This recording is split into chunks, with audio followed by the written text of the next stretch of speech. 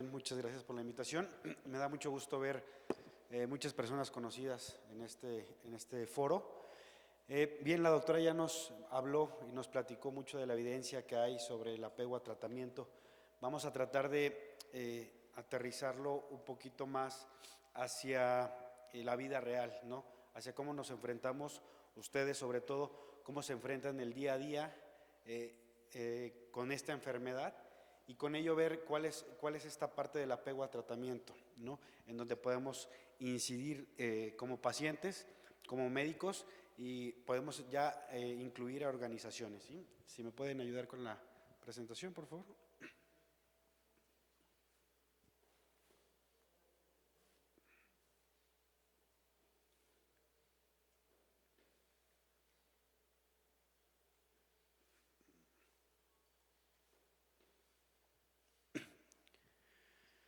Bien, la Organización Mundial de la Salud define este apego al tratamiento como comportamientos del paciente que coinciden con las recomendaciones médicas, las recomendaciones que hacemos nosotros, ¿sí? El personal de salud, en cuestión de toma de medicamentos, dietas y cambios en el estilo de vida.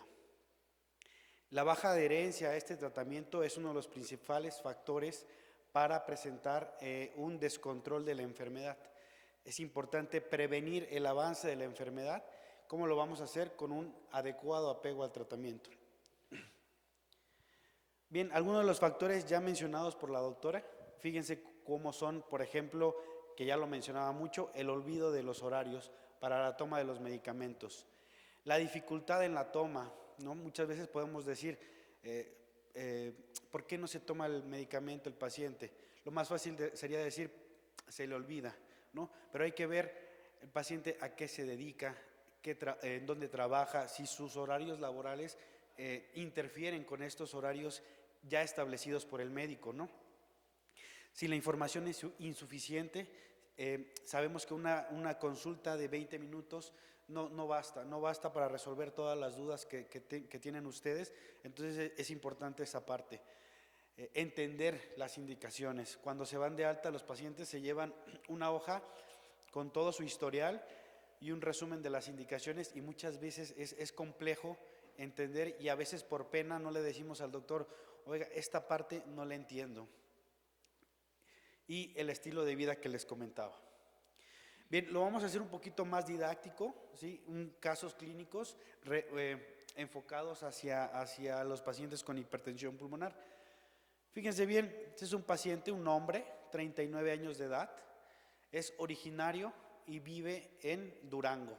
Ocupación, es chofer, es taxista, el señor, y se le realizó el diagnóstico de hipertensión pulmonar en el 2021.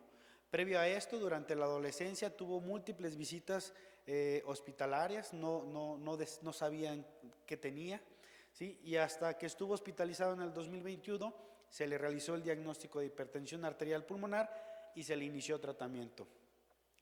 ¿Qué incluía ese tratamiento? Es importante. Dieta, ¿no? La dieta que les mandamos. Cada paciente es diferente y dependiendo de los medicamentos que tome, será enfocada esa dieta. Restricción de líquidos. Seguramente ustedes están muy familiarizados con eso cuando les decimos qué tanta agua hay que tomar y por qué no debemos de tomar en exceso estos líquidos.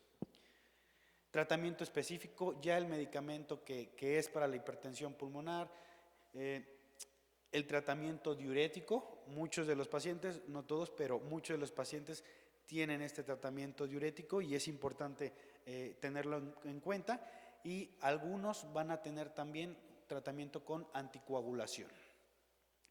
¿Qué pasa? Pues es un paciente que vive en Durango, que es taxista, la mayor parte del tiempo está fuera del hogar, ¿sí? ¿Qué es lo que hace? Refiere que hace mucho calor allá, siendo taxista, tiene que estar con su botella de agua a un costado, ¿sí? Y va a estar ingiriendo cantidades excesivas o por arriba de lo permitido en él. ¿Qué es lo que va a pasar? Él va a referir que se le hinchan los pies, ¿sí? Por lo mismo, no sigue una dieta como la que aquí cuando nuestras amables profesoras profesionistas de nutrición pasan a su alta y les explican una dieta, pues esa dieta no la pueden seguir, ¿no? Se para, compra una hamburguesa, compra unos tacos, unas quesadillas, ¿no? Y si además es un paciente que está con anticoagulante, pues esta dieta equilibrada para mantener niveles adecuados de anticoagulación tampoco es posible llevarla. ¿Qué es lo que va a pasar? Mal control de niveles de anticoagulación. Además, sus medicamentos no los tiene en casa, más bien los tiene en casa y no los lleva o los olvida. Para él a lo mejor más práctico va a decir, los pongo en un pastillero y me los llevo en mi taxi. Hay que tener mucho cuidado con los pastilleros. Muchas veces los pastilleros, los familiares nos acomodan las pastillas para únicamente ir levantando el día, tomándolo, pero eso que nos quita conocer nuestro medicamento. Cuando al paciente le preguntas qué medicamento está tomando, dice, no sé, es el que me toca el día lunes. Hay que conocer qué medicamento es. Si es el sildenafil, hay que saber que se llama así y de cuántos, el gramaje que es. Por lo tanto, olvida con frecuencia los horarios. Si el sildenafil lo está tomando cada 8 horas, probablemente el de la mañana cuando se levanta lo toma de forma adecuada y el de la noche cuando regresa a su casa lo toma a la hora correcta. Pero ¿qué pasa con el del mediodía? Está trabajando, probablemente interfiere con eso.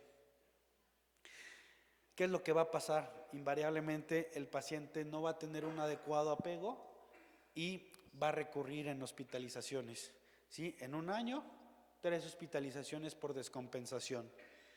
¿Qué va a pasar? El paciente es el sustento de su familia, trabaja para su familia y además es de Durango y sabe que es paciente del instituto. Tiene que viajar, ¿sí? En ocasiones no pueden viajar. Esa semana que esté hospitalizado va a dejar de percibir un sueldo para su familia, ¿sí? Entonces, estos son algunas cosas que van a interferir en el adecuado apego al tratamiento en el paciente.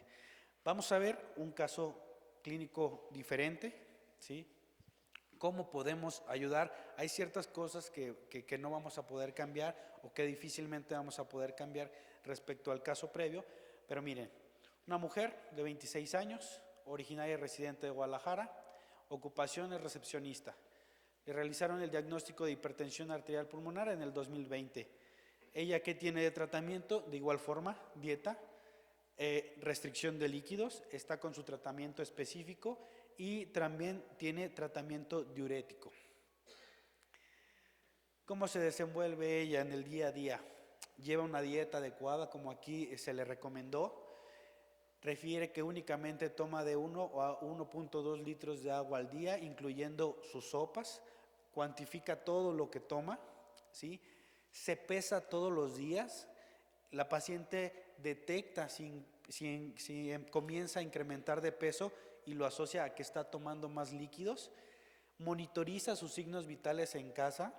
¿Por qué? Porque está tomando medicamentos que pudieran llegar a bajar su presión y por lo tanto monitoriza, se toma la presión, se toma su oximetría. Los pacientes cuando llegan aquí nos dicen, manejo tal presión, mi saturación de oxígeno es tal, esto es lo normal que yo manejo, ¿sí? ¿Qué es lo que tiene con sus medicamentos? Sus medicamentos están bien rotulados, conoce perfectamente la indicación para cada medicamento. Nos dicen, este medicamento es para la hipertensión, este medicamento es un diurético y este es mi medicamento, mi anticoagulante, ¿sí? Conocen, sabe y bien qué medicamento es para cada enfermedad. Y algo muy importante, como recordatorio, pone alarmas en cada horario para sus medicamentos. De todo mundo y ahorita tenemos un celular a la mano, básicamente es indispensable en nuestro día a día tener un celular. Programa sus alarmas para que no se le olvide ninguna toma de este medicamento.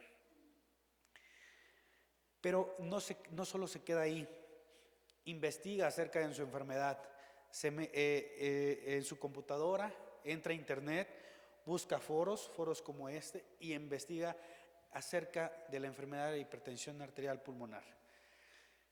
Genera dudas, obviamente. Al estar investigando, uno tiene más dudas en ocasiones y lo importante es quién nos las va a resolver, ¿sí? Estas dudas, evidentemente, el personal médico, ¿no? Cuando vamos a nuestras consultas. Sin embargo, personal de enfermería también, cuando se encuentran hospitalizadas, las enfermeras nos ayudan mucho y las orientan a los pacientes. Otros pacientes, ¿no? Los mismos compañeros, muchas veces de habitación, ¿sí? Nos ha tocado que cuando nos preguntan del oxígeno, cómo se hace para viajar en avión, por ejemplo, ya cuando llegamos ya comentaron los casos con los otros pacientes, ¿sí?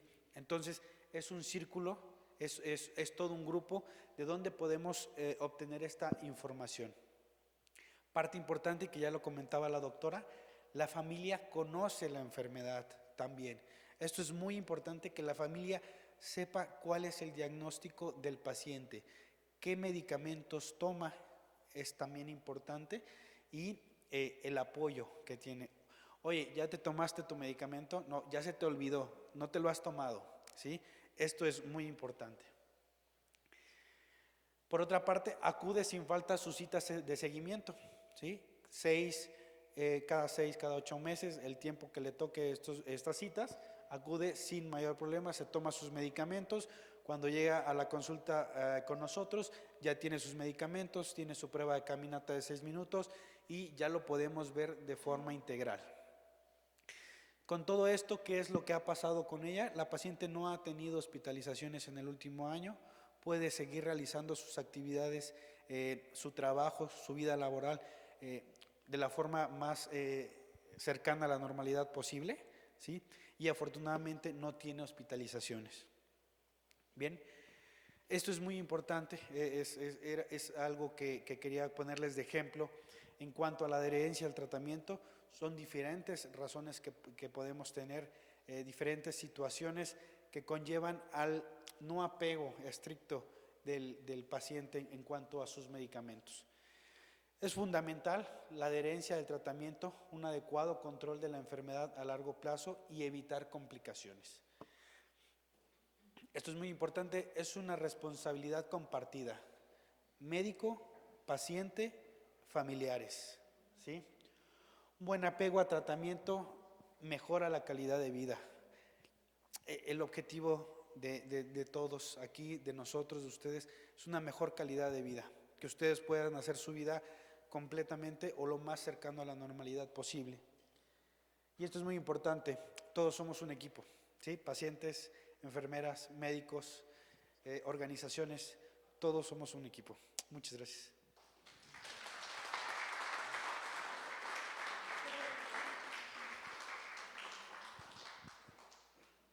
Yo creo que vamos a dar continuidad con las preguntas. La doctora tuvo que subir a piso a ver a una paciente. Doctor, si nos ayuda.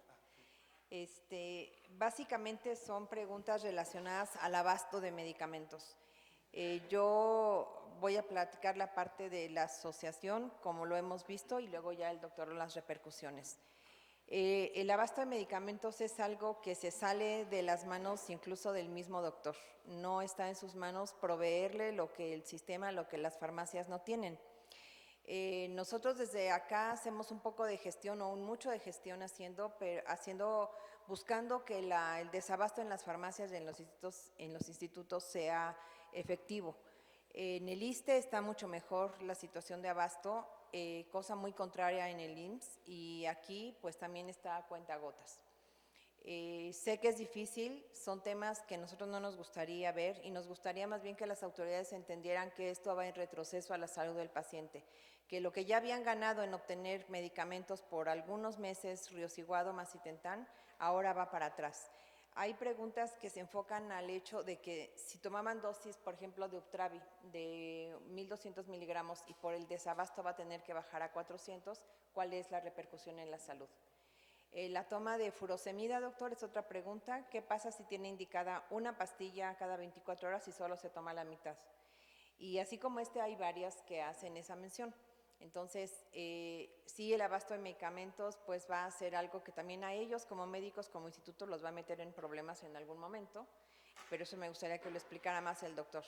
Entonces, pues no nos queda más como pacientes, como familiares, presionar y presionar y presionar, porque a veces el médico tampoco puede darle solución. Es una cuestión, no sabemos de dónde viene ni por qué, y no corresponde con los dichos en cuanto a que va a haber un sistema de salud mejor.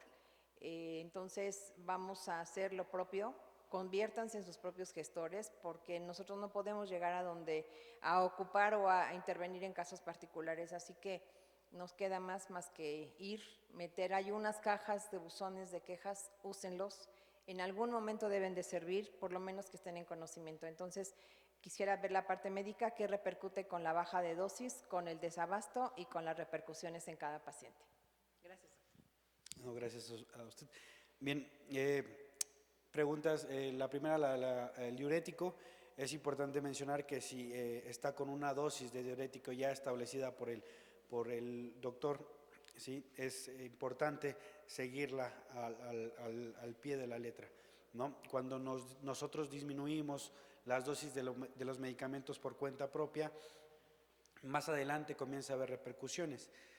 Normalmente nosotros tomamos esa decisión de la dosis del medicamento con base en cómo los vemos en la consulta, los laboratorios que nos llevan, y es por eso que si tenemos que subir la dosis de medicamento, lo hacemos. Entonces, el que la persona disminuya su dosis por la cuenta propia sin avisarle al médico, sin decirle si es por alguna situación en particular, pues es algo erróneo, ¿no?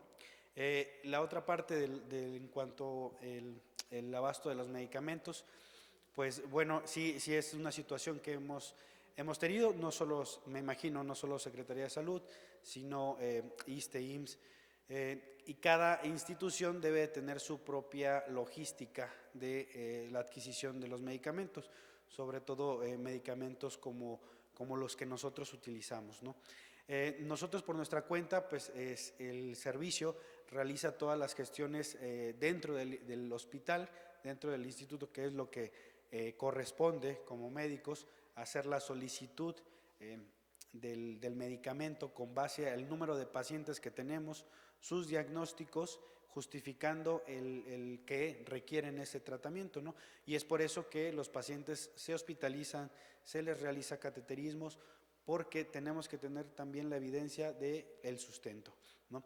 Se hacen todas estas diligencias, las solicitudes, pero bueno, sí, ya hay cosas que escapan ya de nuestras manos, que es a partir de ahí de que se realiza la gestión, todo lo demás burocrático que a veces pues a nosotros sí no nos corresponde esa parte o nos limita más bien, pero lo que sí quiero comentarles y que a lo mejor nos ha servido un poquito a nosotros, no sé, los pacientes lo dirán, es que se estén constantemente comunicando. No sé si en otras instituciones tengan esa ventaja de estar constantemente llamando, preguntando acerca de la disponibilidad del medicamento, porque si bien no lo tenemos de forma ininterrumpida, sí hay periodos donde tenemos. Entonces lo que nos ha servido y también es que entre ustedes mismos se comunican cuando no hay cierto medicamento y de repente nos llega, nos damos cuenta que entre ustedes mismos hay esa comunicación y los pacientes comienzan a llegar. Entonces, si bien no hay cosas que escapan de nuestras manos, hay que ver las partes de donde podemos aprovechar, ser un poquito más fuertes en cuanto a los medicamentos. Y en cuanto a las dosis de los medicamentos, ya de terapia específica, cualquier medicamento que ya lo tengamos a una dosis estable o un poco más alta, el hecho de disminuir esa dosis evidentemente no es lo recomendable cuando ya habíamos alcanzado una dosis superior, ¿no? No solo de un solo medicamento, ¿sí? ¿No? Cualquiera por ejemplo, tan solo el sildenafil, cuando ya llegamos a una dosis elevada, el hecho de disminuir la dosis, pues sí implica un retroceso, ¿no? Gracias, doctor. Tenemos otra pregunta de Gabriela García Rebollo y dice, ella es la paciente de Uptravi. Ella dice que tomaba 1200 miligramos, pero que ahora la versión que tiene es de 400 miligramos y que tiene que tomar 3 pastillas. Si eso tiene alguna afectación, en lugar de tomar una, va a tomar 3. O sea, por lo que entiendo, le dieron menos dosis, pero 3 pastillas.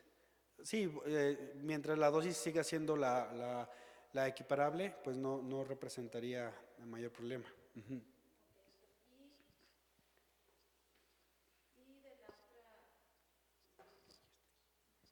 Y tenemos de el paciente que se apellida Huerta, Alejandro Huerta, dice, si recetan una pastilla completa de furosemida y solo me tomo la mitad, ¿hay algún problema? Sí, era lo que ya habíamos comentado. O sea, si la dosis del diurético en particular, nosotros hacemos el ajuste con base en cómo los vemos en la consulta, cómo vemos sus laboratorios, ¿sí? Y sus estudios de imagen, radiografía, tal vez, ecocardiograma, y con eso ajustamos el diurético.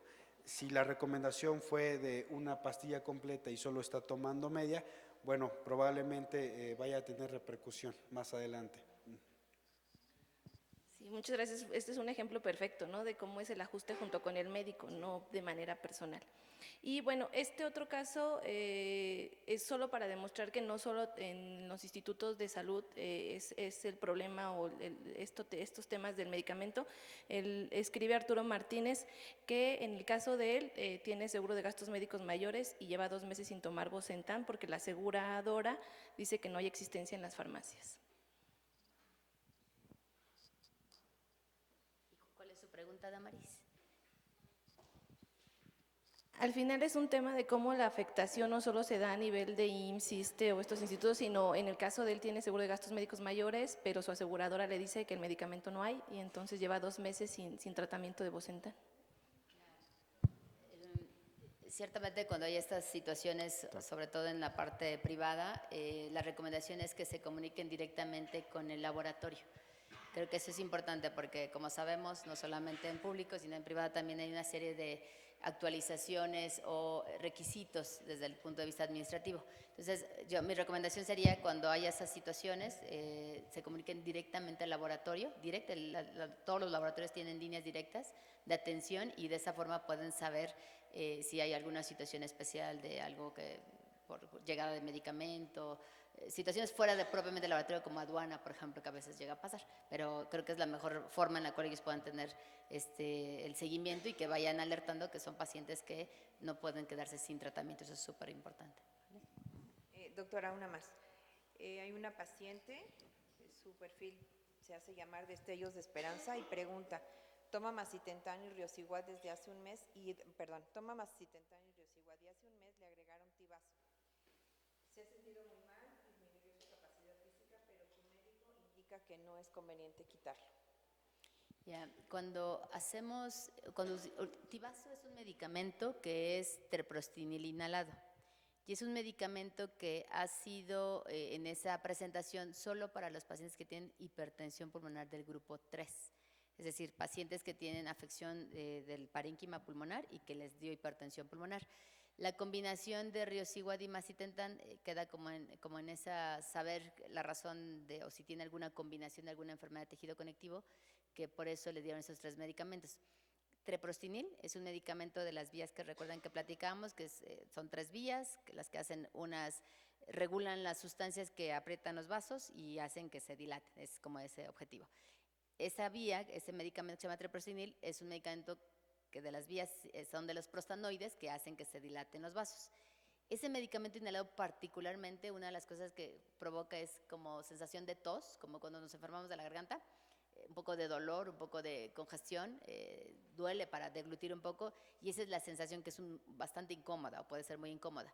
Habrá que ver sus síntomas exactamente qué es lo que refiere porque habrá que determinar si es por el medicamento, por la combinación o porque la condición misma de la enfermedad ha tenido algún cambio. Entonces yo creo que valdría la pena, si nos da un poquito más datos, podemos como orientarle cuál es la razón de por qué se está sintiendo mal o identificar qué es lo que pasa.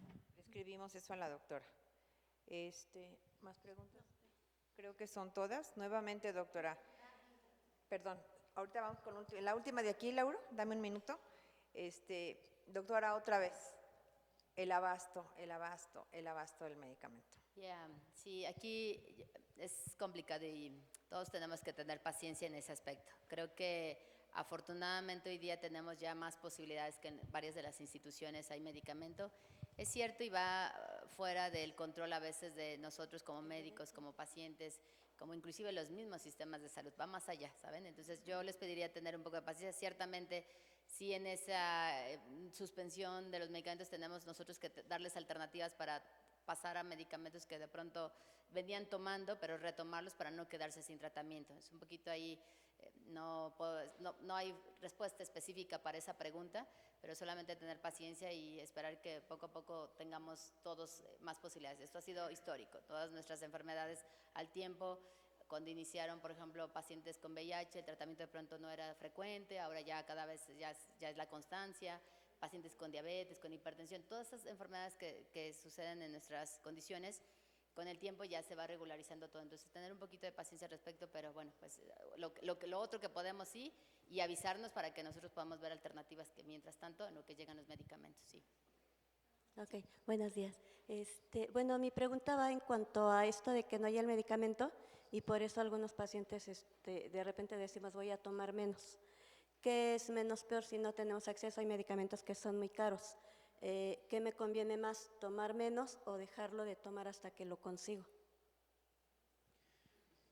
Bien, sí hemos tenido que hacer algunos ajustes respecto a la dosis de medicamento, y lo que hemos estado haciendo es momentáneamente, si está con una dosis estable, en ese momento no aumentarle todas las dosis, si no le vamos a garantizar la continuidad del tratamiento, si no estamos seguros de que le vamos a dar todavía más medicamento. Entonces, en ese aspecto, varios de los medicamentos que utilizamos, el objetivo es alcanzar la mayor dosis, tanto tolerable como recomendada, pero sí, ante esta nueva situación, sí hemos tenido que esa dosis tenerla que no subir más, ¿no? Si bien no es la dosis óptima, no es la dosis que estamos esperando o que nos quisiéramos que tuvieran los pacientes, ¿sí? Es preferible tener esa dosis, ¿no? Justo, solo sumando, si nosotros disminuimos la dosis o separamos el intervalo, por ejemplo, macitentan 10 miligramos y se da la mitad, el efecto es menor, ¿de acuerdo? Entonces es mejor continuar con esta dosis de manera continua, y yo sé, es cierto que de pronto llegará el maíz y ya no vamos a tener, y nosotros tendríamos entonces que hacer ajustes. Sildenafil es uno de los medicamentos más nobles que tenemos y más al alcance de todos. Lo que hacemos nosotros es subir la dosis de este medicamento, que es más factible que podamos tener en la continuidad, en lo que llega el otro sumamos. Riociguat es un medicamento también en el cual debe ser cada 8 horas. Si lo damos cada 12 horas, no funciona, ¿de acuerdo? Y ahí los estudios nos han demostrado que dosis de 1 miligramo, de 2,5, 1, 1,5, 2 y 2,5, todas funcionan, ¿de acuerdo? Pero las titulaciones que se requieren al inicio, pues digamos que ya se pasó esa fase y ya está en una dosis estable, que la mayor parte de los pacientes toleran 2,5. De pronto, si hubiese de 1, por ejemplo, sí, es tomarlo, pero no alargar el intervalo. O sea, es cada 8 horas y de 1 sí puede funcionar. ¿Me explico? Esta parte siempre ante esta situación que estamos viviendo, es comunicarnos para que nosotros les vayamos indicando cómo tiene que ser la mejor estrategia, y si ante la ausencia o la falta de, pues usar algunos otros medicamentos y poder ajustar la dosis con ustedes, ¿vale? La idea es justamente intentar que no se queden sin tratamiento. Créanme que eso lo tenemos muy claro todos lo tenemos claro, y son condiciones que salen fuera de nuestro alcance, por supuesto. Preguntaría si alguien más tiene alguna duda que quisiera. Yo solamente tengo una pregunta muy básica. Se mencionó hace rato sobre el tema de que entre los pacientes pueden platicar cómo les ha ido en sus tratamientos, en el manejo. El doctor lo mencionó. Mencionó algo sobre el avión. A mí, yo tengo una hija con el padecimiento y hay veces donde tenemos que tomar avión, ¿no? Entonces se mencionó, pues entre los pacientes se platican de cómo el tema del oxígeno. La verdad, ahí sí estoy fuera de conocimiento. Un paciente como mi hija, que está realmente muy estabilizada, necesita llevar como nada más si necesita emergencia el oxígeno, o el subir en un avión cambia las condiciones, la presión, o qué sucede. Ahí sí estoy, no tengo conocimiento, nada, saber un poquito más. Bien, sí, era más o menos en relación a esta parte de por ejemplo, dónde conseguimos nuestros concentradores portátiles, este tipo de información vamos pasando. En cuanto a los viajes, hay que individualizar a cada paciente, ¿no? Ver si son pacientes que requieren oxígeno la mayor parte del día o solamente ciertas horas, ¿no? Y pacientes con hipertensión pulmonar, hipertensión arterial pulmonar, no está como tal, no es que no pueda viajar, pero si viajan, hay que ver estas condiciones, a dónde vamos a viajar, ¿no? La altura, ¿sí? Normalmente los aviones pues son cabinas presurizadas, no habría mayor problema, pero en cuanto a las concentraciones de oxígeno sí pudiera haber un cambio. Entonces ahí la recomendación de si va a viajar es con un concentrador portátil que tiene que estar adecuado a las líneas de aviación. No todas las aerolíneas lo permiten, ¿no? Entonces es individualizar cada caso, y también si es un tema ahí con las aerolíneas. Por eso era la cuestión de preguntarle a los otros pacientes cómo hacen esta gestión, cómo es que, dónde lo consiguen, con quién lo checan, esas dudas, ¿no? Preguntarles. Justo como comenta el doctor Mario, nosotros tenemos valores como muy categóricos para saber qué paciente, la recomendación es que tenga viajes con el concentrador. Lo medimos a través del oxímetro de pulso, que es el que mide nuestra oxigenación, y a veces cuando queda un poquito de duda, tomamos una muestra en la sangre aquí en la arteria, que se llama gasometría arterial, y eso nos permite saber qué concentración de oxígeno tiene la sangre, y con ese hay números que ya tenemos muy estandarizados, 90% para arriba, medido en el dedito, 60 mililitros de mercurio medido en la sangre de la arteria. Esos parámetros o esos valores nos dicen que si alguien está con oxígeno debajo de eso, la recomendación es que si va a volar, vaya con el concentrador de oxígeno, ¿de acuerdo? Como bien les decía el doctor Mario, hay ya estandarización de concentradores que de pronto algunos de ustedes les hemos proporcionado, igual se los vamos a pasar a través de la línea porque son marcas ya justo universales de alguna forma que les permiten en cualquier aerolínea que ustedes lleven su concentrador portátil. Entonces, cuando esa concentración de menos de 90 está en reposo, sí tienen que ir con oxígeno. Si está por arriba de 90, no es necesario que vayan con oxígeno, pero siempre procurar cuando vayan a viajar en avión que sea a lugares más bajos de donde viven, ¿de acuerdo? No pueden ir a alturas más altas porque cuando lleguen a la ciudad cambia. Por ejemplo, nuestros pacientes que vienen de la playa o áreas de nivel del mar y vienen aquí a la Ciudad de México 2.200 metros sobre el nivel del mar, se sienten mal, ¿de acuerdo? Y esto es por la altura. Entonces, esta especificación, si está por arriba de 90, puede ir tranquila. Siempre a veces, como en vemos algún dato en el límite, mejor que vayan con el concentrador. Si son viajes ya más largos, 10, 12 horas, que lo pueden hacer, pero bajo condiciones previas que el médico los revise, que sepamos que está todo bien para que puedan ir al viaje sin ningún problema y con tranquilidad, ¿de acuerdo?